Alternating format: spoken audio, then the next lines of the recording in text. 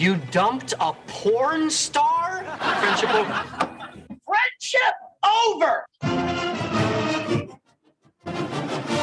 Make sure to listen to the Armchair Quarterbacks Drive Time Armchair Quarterback Show on Facebook Live, and make sure to tap that app, the Armchair Quarterbacks app. Google Android, Apple iPhone, good enough for us down here in the bayou. Go Old Tigers and the Armchair Quarterbacks.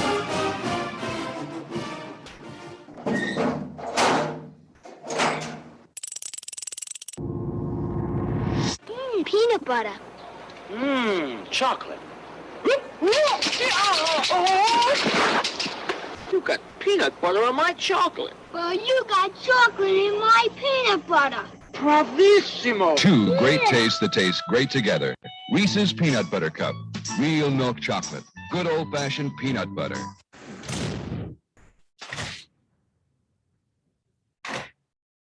Playoffs? Don't talk about playoffs. You kidding me? Playoffs?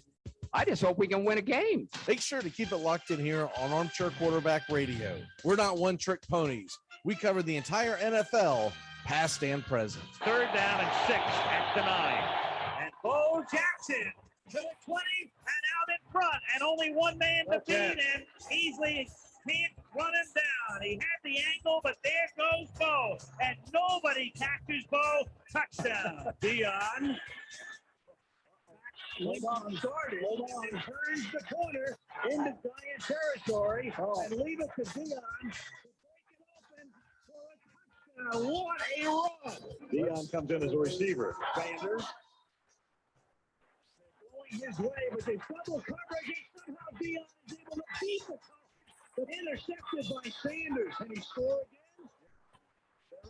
Dion Sanders, 71 yards. And so the Dion tonight, a 59-yard punt return for a TD, a 55-yard pass reception, a 39-yard punt return, and a 71-yard interception return.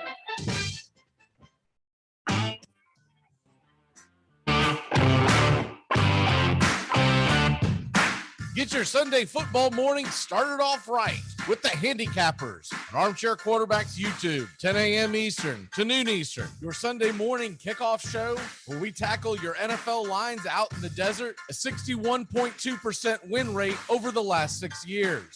Against the spread, over, under, money line, you name it. And we dive into the world of fantasy football year long in your DFS payouts. The only true Southern football kickoff show that talks the spreads in Vegas, your DFS and fantasy, in your year-long quest to win that fantasy football championship. Only on the Armchair Quarterbacks YouTube channel. It's the Handicappers on Armchair Quarterbacks YouTube, 10 a.m. Eastern to noon Eastern. Sundays, all NFL season long. Oh my God, I'm really sorry. I was in the pool! I was in the pool!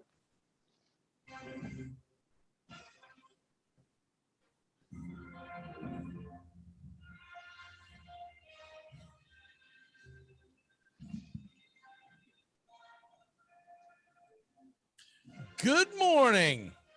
Welcome to Braves Country today, and joining me today, I think we can't get him in video. I believe Teamus Wooten is with us. Teamus, how are you, sir? I'm doing well, Dave. How are you today? I'm doing all right. How about your Red Sox? Well, the thing is, you have to beat bad teams in a playoff run, and we've done that.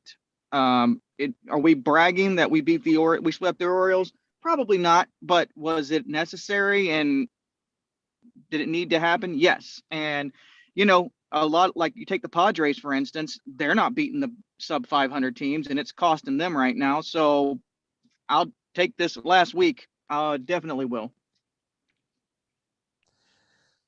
Well, look, at some point, you have to go ahead and say, yeah.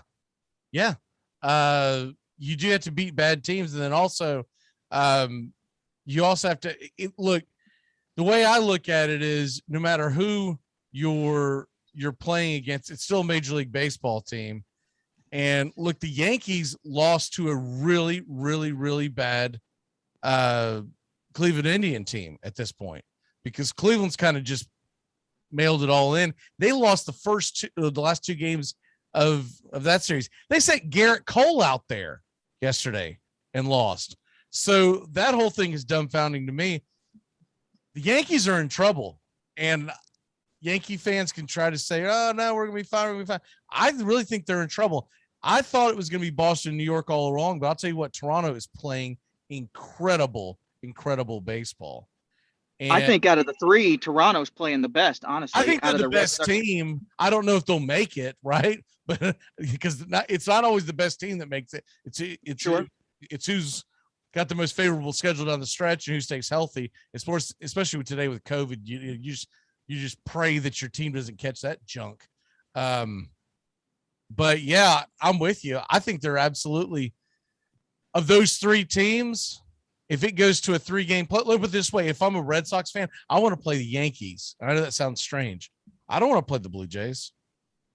You kidding me? No, I'm with you. I'm 100%. I agree. Why do we have to face Robbie Ray in a one-game play-in? That dude's striking out 13, 14 dudes every time. Oof. And I think he lines up to where, so he's pitching, I think today or tomorrow. So he would line up to be able to pitch in that 1-game play-in. And even if I think at this point, I think they would set it up to where he's pitching in that game, regardless. If they have to push a start back or put him out a game early or just let him skip a start, I would throw him, but here's the question that's been discussed in Red Sox Nation for like 2 weeks now. Who would you, in 1-game playoff, would you throw, Eovaldi or Sale? Sale. I wouldn't even question it. Sale. He's got the best stuff. Yeah, I agree. I think now you might you may have to realize that Eovaldi might be the guy that comes out of the pen to help you that day. Yeah, which he said he would. And Sale said the same thing. Sale was like, look, because he keeps getting asked this question, because the Boston beat writers, they're just going to pound this into the ground until it's time. But he's like, look. Just like down here in Jacksonville, the Jacksonville beat writers are beating into the ground to Urban Meyer. What they say to him yesterday that he just got tongue-tied because they said, did you get out coached? He said he'd never been asked that in his entire career. And I was like, welcome to the NFL, baby. Yeah. Well, I bet they didn't ask you if you got out coached when you beat Vanderbilt at Florida by 60 points. It's like, now it comes down to you don't have the best roster. But yeah, here's my other question. Who are they playing? Because that might have a lot to do with it. The other realistic thing that everyone has to look at too is they may not have a choice who gets to pitch. They might have to use Sale or Eovaldi that last game of the season to clinch a playoff spot or to clinch home field. Yeah. And this year, home field is going to play a big part, I think. Last year it didn't matter. So jacked for these last 2 weeks of baseball. I can't even tell you, man. It's so exciting that we've got Boston, New York, and Toronto coming down the stretch, coming 3 wide in the final corner. It's unbelievable. And it's any team's to grab, it's up to every team owns their own destiny right now. If the Yankees don't make it, who can they blame? No one but themselves. If the Red Sox don't make it, who can they blame? Absolutely no one but themselves. Same for Toronto. This is good, meaningful baseball. And I love it, dude. I mean, because now I'm not just watching the Sox. I'm checking scores for the other two teams every 4 minutes, and seeing, okay, who got COVID this week? Who's not going to play for the Yankees or the Jays this week? It's awesome. If you're a baseball fan at all, tune in because it's going to be a bumpy ride, but a fun one. Yeah. And speaking of that bumpy ride, looking at the schedule as we speak right now, the Rays are going to be going head to head with the Toronto Blue Jays. And that series begins today at 7:10. Robbie Ray is pitching today versus Shane Baz. So that means that Ray will probably pitch around Saturday-ish of this week. And that would line him up for Wednesday-ish of next week. And if they were to make the playoffs, Robbie Ray would be pitching in game one of the wild card game. The Yankees host the Rangers. And Boston, are they off today? It looks like that they're off today. Yeah, we're off today. We got a 2-game set with the Mets. Then we're off again. They're terrible. I can just tell you, I've been watching a lot of Mets baseball recently, especially the weekend series against Philly, because I was actually pulling for the Mets to beat Philly to give us some breathing room because we were out there playing the San Francisco Giants. And the Mets are just terrible. I'm shocked that they won that game last night against Kyle Gibson. You're going to get Marcus Stroman on Tuesday. You're going to get Erod versus Marcus Stroman. Advantage Mets pitching, but I think the Red Sox will find a way to win that game. I just do. I just think the Mets are terrible offensively. And then you get Tyler Miguel versus Chris Sale. I think you're going to sweep the Mets, which for all intents and purposes will eliminate them from playoff talk. Right. Yeah. And I know, again, this is another bad team. So the Red Sox need to go out. It's still a major league team, as you said, but it's a bad team. We need to go out, handle our business, and then, we have no control over what the Yankees or the Jays do. We can only control what's going on the field when we're playing. So we need a 2-game sweep here. And we got bookend days off for a 2-game series. So our bullpen can get rested up and everything. It's the timing and our schedule is pretty good right now. I don't hate it for sure. What's going on as far as bullpen uses this weekend? Because I didn't catch any Boston Red Sox, Baltimore Oriole baseball. I know that shocks you. Yeah. Well, I mean, Sale pitched well. Our starters did well, and except for the game that Houck started, he didn't do all that great. Kept us in the game, but he didn't do well. But then we brought in our relievers, and a lot of what I felt like was Cora was just getting some guys some work against a subpar team, to kind of let them sharpen their tools a little bit before we go in to the main stretch. When we go against the Yankees and stuff like that, a couple of these guys hadn't pitched in a minute. So I think he was just kind of, all right, I'm going to do a righty-righty matchup just so they can get some work in. I feel pretty good. I mean, we have 2 days off in 4 days. So I think we're going to go into that Yankee series pretty good. I think. And boy, if we could take 2 out of 3 in New York, that would just, I think that would kind of be a nail in the coffin for the Yankees. So that series begins when? I don't have my computer in front of me because I'm on base, but I think that one starts on Friday. It's a weekend series, if I'm not mistaken. I can try to check right now. This coming weekend is what I'm asking. Yeah. And it's a 4-game set. Is a double header involved in that? No, it's a 3-game set. Oh, 3 game. I'm sorry. I thought you said 4. Yeah. Okay. Friday, Saturday, Sunday. And it's Cole is pitching on Friday. The Sox haven't announced their pitcher yet, and the last 2 games are to be determined as far as pitching goes. But the Yankees are saying Cole's going out on Friday. Okay, so with all that being said, I'll tell you what, man, Cole, he has been a disaster. A guy that's supposed to be your lockdown guy, I don't have a lot of faith in him, to be honest with you. If I'm a Yankee fan, I am concerned about my pitching across the board, because Cole is supposed to go out and handle the I keep saying Orioles this morning, handle the Cleveland Indians. He's not supposed to. I mean, he got bashed. He got bashed in that game. So they've got Kluber on the mound, who actually pitched a pretty good game over the weekend. They got Kluber going Wednesdays. I'm pulling it up right now.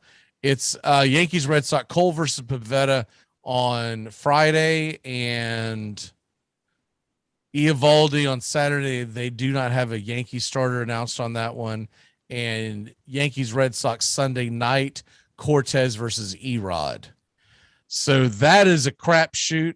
Cortez has pitched pretty well, but he doesn't pitch deep into games. So it's going to be a game where you're going to be trying to fight off the bullpen. And some of the injuries that the Yankees have had at bullpen has been, I think the Yankees are in trouble because even though they get Texas right now, this weekend, looking at the schedule, Toronto, they're playing the Twins. So the best case scenario for the Yankees, if they're going to catch the Blue Jays, they almost need the Tampa Bay Rays to sweep the Blue Jays. And the Blue Jays have played Tampa really well this year. I mean, yeah, really. I don't see a sweep happening in either direction in that series. Right. I don't think you're going to sweep the Rays. Yeah, I think best case scenario, if you're a Yankee fan, is that the Blue Jays lose 2 of 3. Yeah, that could be a possibility, but the Jays are hot right now, and I don't know. I mean, the Rays are so good though. You really can't right, but count them out. But first of all, it's in Tampa, and second of all, we're not talking about the last weekend of the season where the Rays have nothing to play for. They're wanting to continue to play well, so A, they get the home field advantage out of the playoffs, and B, you don't want to go stumbling into the playoffs. No, you don't want to go limping or stumbling into the playoff. You need to have all your pistons firing because it's a whole new season then. So you need to come out strong, and you don't want to, lose 1 or 2 at home because you are rusty. That you're done. You've got Ray versus Baz today, which is basically a bullpen game for Tampa. Tomorrow it's Manoah versus Rasmussen. He was originally a bullpen guy, but he normally gives you about 5 innings. And then on Wednesday, it's Ryu versus Waka. You got to give advantage to the Blue Jays in that game, but Ryu has not pitched well recently. His last, I think, 3 or 4 starts have been atrocious. Waka is what he is. You hope to get 3 or 4 good innings out of him and then turn it over to the bullpen. So that's what you're looking at in that series, and I think that's the biggest series of the early part of the week. And then, of course, obviously Yankees, Red Sox are going to be the big part of the second part of the week. Real quick, as far as because I know we got a lot of Braves fans that listen here. The Atlanta Braves, looking at where they're at, first of all, we're 2 games in front. Got a little breathing room last night when the Mets pulled off the win against the Phillies, and then tonight, the Braves continue out west. 9:40 first pitch. It's Enoa at the Diamondbacks against Mejia. I'm hoping the Braves can go out and have a good series against the Diamondbacks. We need to win 2 of 3 because while we're doing this, the freaking Phillies are playing the Orioles at home. And after that, I think they get the Pirates this weekend. They're like, we're out here playing out on the West Coast and we got to go play the Padres on the weekend. And you're getting the Pirates and the Orioles. Like, I mean, who designed this freaking whoever's in charge of Major League Baseball schedules? I feel like it's got to be Michael Schmidt or something. I mean, yeah, who put this thing together? Like, well, they ain't a Braves fan, that's for sure. No. I gotta feel like Bryce Harper was asked about what to do. Well, I'm going to be trying to win the MVP, so could you put some Orioles and Pirates into my repertoire here? Yeah, I'd really like to cushion up that batting average and slugging percentage. So why don't you throw me against the Pirates for the last 7-8 games? One thing that you might have missed over the weekend, because I know you're busy, we did a baseball game here on the Armchair Quarterbacks on YouTube Friday night. I did Giants versus Braves. I was working with a company and we decided to simulcast it on YouTube. and got a pretty good response from it. So tonight we're doing Monday Night Football. I just want to make sure everybody is aware that we're doing the Monday Night Football game tonight. It's Packers versus Lions. Then I am planning on doing some baseball games this week. I'm planning on doing a couple of Braves games. I am going to do the Rays versus Jays Wednesday afternoon, 3:00. So down the road, Timus, if you do have any interest in doing any Boston Red Sox games, get with me and we'll see what we can squeeze into our schedules, because I know they're hectic. But yeah, my answer to that question is always yes. I just got to work out a military schedule, Right. but yeah, I'm way interested. It was a lot more fun and a lot different than I thought it was going to be. It's going to be more fun with someone in the booth with me. It's basically guys sitting around talking about the game. I will do play-by-play, but it's more of a fan experience than it is listening to, your national guy who's going to try to tell, last night during the ESPN telecast, I caught like a blip of it in the middle of Mets Phillies, and they're talking about Shohei Ohtani. And I'm like, the heck does that got to do with Mets Phillies, man? I mean, come on. And one thing you always can remember, it's never going to be as bad as A-Rod. So, well, that's who it was, him and Matt Vasgersian. Of course it was. I will say this, for the first time ever, I was siding with A-Rod, because A-Rod was saying that he believed Vlad Jr. should win the MVP. And of course, Buster Olney and Matt Vasgersian, they jumped on the Ohtani train a long time ago. So they're like, no, you're not going to get a year like this with the pitcher and the hitter doing the same thing. And I get that part. And if it was a season where no one else was doing anything phenomenal, then I say do it, give it to him, because we've done it with Trout, right? But dude, what Vladimir Guerrero is doing, he is basically carrying that team on his back offensively. Yeah, he's like video game stats right now. He might win the triple. I don't think it's a question who the MVP is. Yeah, he's got a legitimate shot at the Triple Crown. I don't think he's going to pull it off, but and get them to the playoffs. If those two things happen, you cannot vote for Ohtani for first place. No, stupid. No. Yeah. I get it. If there was no one doing anything spectacular in the American League, I'd say, yeah, you're right. Let me put it this way. If Shohei Ohtani was playing in the National League, I'd say yes, absolutely. Because no one's blowing your socks off in the National League for the MVP. But this is stupid. I mean, they've already decided who the MVP was, like in June or whenever or July, whenever the All-Star game was. As soon as they came out of the All-Star game, everyone was like, oh, Ohtani's the MVP. I'm like, we haven't even gotten to the finish line. And oh, by the way, their team is never going to be in the playoffs. And the one thing I could say for Trout, when he did win those MVPs, you could always say, what's that Trout's fault that they have no pitching? Trout's out there hitting. Well, it is Ohtani's fault that they have no pitching, because he's gotten blasted a couple of times recently. He pitched really well yesterday or the day before. But yeah, 10 strikeouts. Bad ones. Yeah, but he's had some bad ones recently. So, I mean, I don't know. I don't have anything against Ohtani winning it. If Vladimir Guerrero, I think it's a farce. Yeah, I think it's Vlad Jr. and then everybody else. In my opinion. Can they trade Ohtani to the Mets for the last 2 weeks of the season, give him back to the Angels, everything's fair score, just so he can win the NL MVP? Can they do that? Well, maybe. I mean, here's the other jackassery that's going on. Guy that what is his name? Marte, that went from the Marlins to the A's. If you added up all his stats, he would be leading the American League in batting average. But because he played half the year in Miami and the other half in Oakland, he's going to lose out on that. You still got to hit it. I know. But that's been the rule in baseball forever. Well, and really, when they put that together, it was so different. when they came up with that rule years and years ago, the National League and American League didn't play each other every day.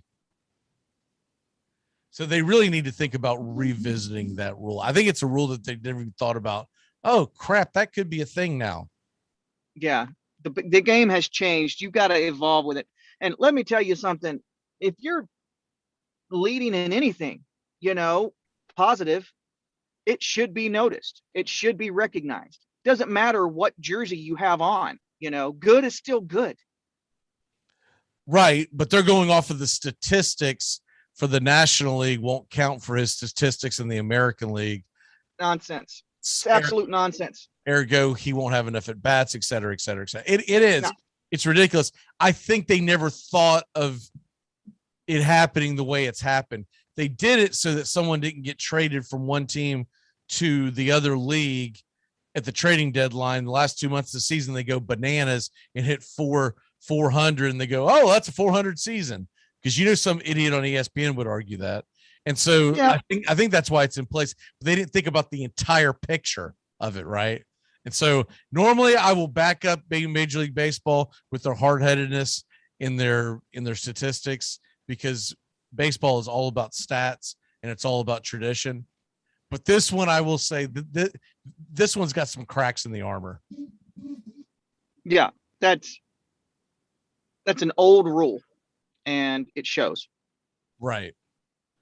We're coming up on the end of it. What is your walk-off for the day, sir?